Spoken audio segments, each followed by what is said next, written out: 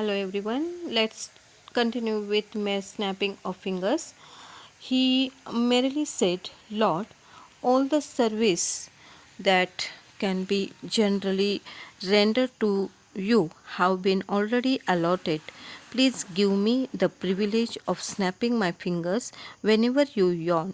Let it be my sole duty. No one else should do it. The other laughed aloud at this request. Sri Rama hardly ever yawned, and even if he did, nobody would mind Hanumana sitting in a corner and snapping his fingers. What a relief to think that hereafter they would not have to run a race with Hanumana in order to be of service to Sri Rama. Lakshmana added the duty and Hanumana's name to the list and assured him that none of them would deprive him of his privilege, but they were in for a surprise. Hanumana's simple duty proved a greater headache for them. Now that he did not have to run about on various errands for Sri Rama, Hanumana sat at his feet, intently gazing at his face, anxious not to miss even one little yawn. Sri Rama, who was kind and considerate to all, could not bear to see the others take away Hanumana's duties. So he kept Hanumana busy by yawning throughout the day.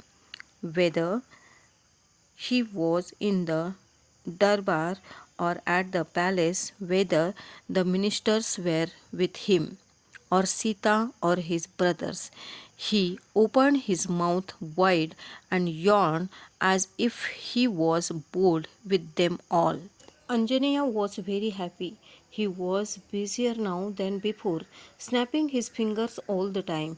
Moreover, he was in Sri Rama's presence all day long. The brothers and Sita were annoyed. The whole day they did not get 1 second alone with Sri Rama because Hanumana was sitting there all the time. What a nonsense, they thought, but the worst was yet to come. When night came, Sri Rama had his meal and retired to his room. Sita followed him after some time, and when she was about to close the bedroom door, whom did she see but Hanumana crouching under the bed? She was horrified. She cried out, What are you doing here? Please leave. We have to sleep.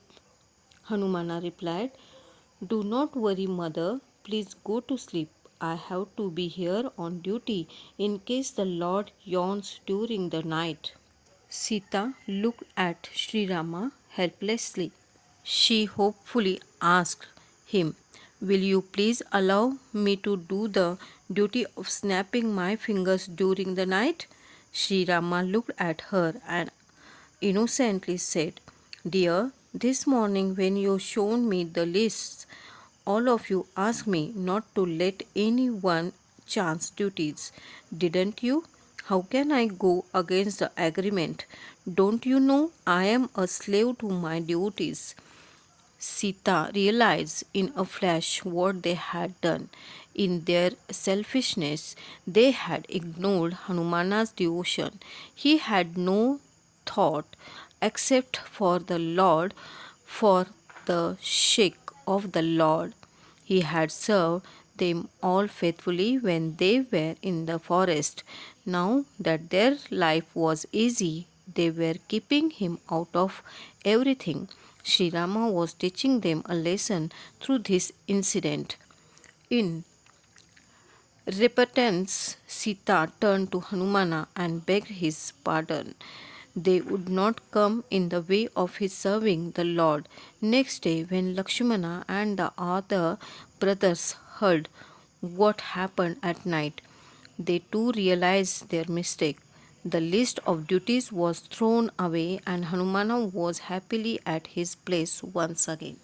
Thank you.